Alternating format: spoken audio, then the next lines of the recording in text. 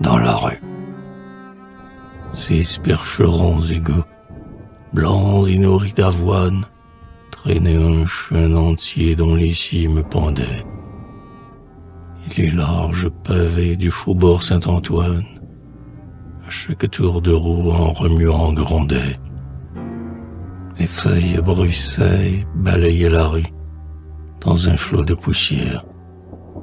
On entendait parfois grincer le cabestan, gémir l'énorme grue, les ferrailles sonner sur le père des bois. Les passants inquiets que le trafic agite, les manœuvres au bras lourd, les pâles artisans, la marchande au long cri, le désœuvré sans gîte, et le gamin railleur, ivrogne de 15 ans. Tous les êtres forains que la misère entasse contemplaient le bel arbre et marchaient avec lui, car ce chêne avait l'air d'une forêt qui passe, et son dernier frisson serrait le cœur d'ennui. Plus de vent, plus d'oiseaux, comme un orgue sonore dont le silence même est plein des voix du ciel. D'une âme aérienne, il bourdonnait encore, mais il était frappé de l'automne éternel. Les pierres de la route ont froissé son feuillage. Une coupure au pied, dont les cercles nombreux mesurent sa largeur et supputent son âge, a soudain terminé son festin ténébreux. Ses racines là-bas rongent toujours la terre. Comme une hydre, son corps il mange en vain, pendant qu'ici le tronc inerte et solitaire a consommé sa sève et dépéri de faim. Mais il cherche le ciel où les eaux économes roulent en noirs flocons, car elle a soif surtout. Il souffre de ce char et de ce fleuve d'hommes, lui qui est resté à 1000 ans immobile et debout.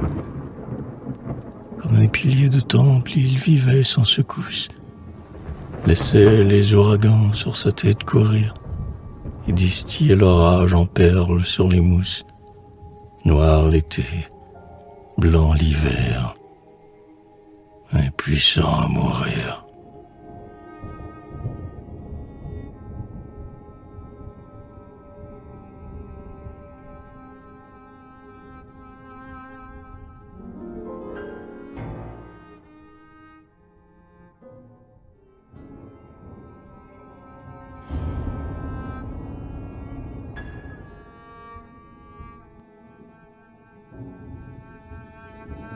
Pourquoi suivions-nous l'arbre, appelant sans rien dire?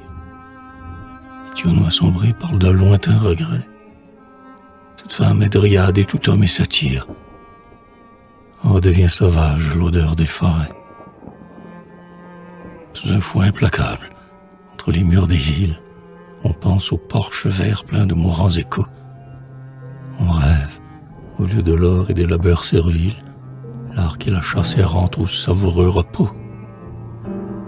L'orgueil recule un but qu'il nous force à poursuivre, et nous allons toujours, ce vautour aux côtés. L'ignorance aux yeux bleus voyait assez pour vivre, pour goûter la lumière et choisir la beauté. Les herbes sont des lits, les branches des berceuses. Courons-y, désertons nos durs chemins de grès. Calmons la fraîcheur des sources paresseuses, cette fièvre des pieds que nous nommons progrès. Ainsi tous, ouvriers de nos diverses tâches, car l'un tient la truelle et l'autre le flambeau, nous marchions, tourmentés d'une révolte lâche, comme si nous manions l'âge d'or au tombeau.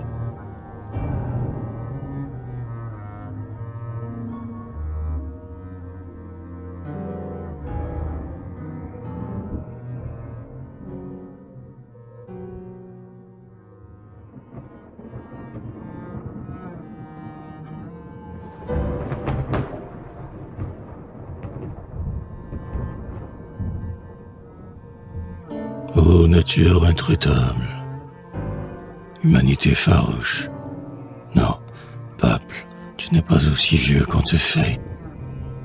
Dès que du bout du sein ta nourrice te touche, comme un enfant sevré, tu te souviens du lait. Tu crois renaître au jour des nudités dansantes, au temps des droits sans loi, des devoirs sans rigueur. C'est la forêt perdue, au peuple, que tu chantes, quand tu te sens monter la Marseillaise au cœur. Encore mal dompté, comme un loup sous les grilles, tu es le maître. Attends, et tu seras ton roi. Tu veux, sauvage et gai, danser sur les bastilles. Attends, et, citoyen, tu bâtiras pour toi. Fais-toi libre en changeant par les vertus civiques, en un sage concert des fougues d'autrefois, les peupliers sanglants sur les places publiques ne te rendront jamais la liberté des bois. Puis l'heure où le lutte, te révélant tes larmes, te traînant, surpris, tes forêts dans les champs, t'enseignant la charrue, les murs et les armes, et le pacte des bons pour la guerre aux méchants. Qui te rendit esclave et toutefois plus digne, car ta chaîne unissait tes 1000 bras instruits. Pareil aux oliviers qu'un laboureur aligne, tu connus ta richesse en mêlant tous tes fruits.